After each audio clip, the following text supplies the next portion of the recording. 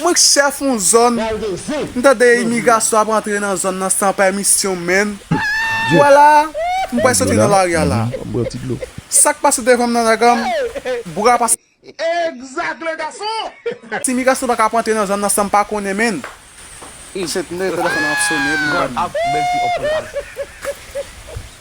Yo, ak gen la. Yo, mwen de imigrasyon bay problem nan zon nan di. Mwen vle wa sa jodi. Mwen pa soti nan l'arrière là. Ke pot imigrasyon mwen jwen brakali. Oh! Mwen chen nan l'arrière mwen ale di. Imigrasyon ki ba wè yo? Imigrasyon di wè? Pourquoi? Na pale. Se imigrasyon. Imagine la fè la ple ou krimen a jou pa jweni. Ou a bezè fà chave ou ka wè dou la ple. Tijon, la ge kamera! Yo, mwen kwa zè men a jèm la neg kap trompe ma koun neg men. Mwen te demi sa de dam, mi se di ko sa debi matre lap kase dam. E pa vou. Nag la gite dun ko sa debi matre lap kase dam. Mwen mi se patre mwen te dewa mwen che.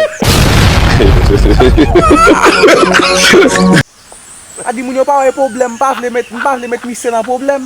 Ya, yo pa wè lè may son diyon konen la soufrem.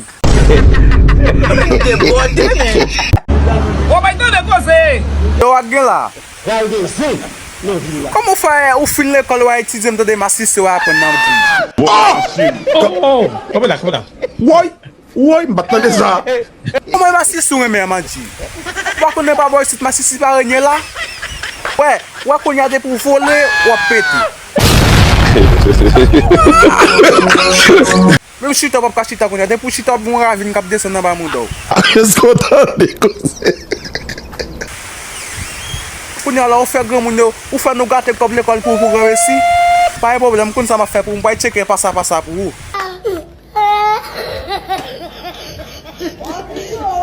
A mou chalon met pou ba lev mayman reste apil se domen, se prof di ou se ven pa bo an?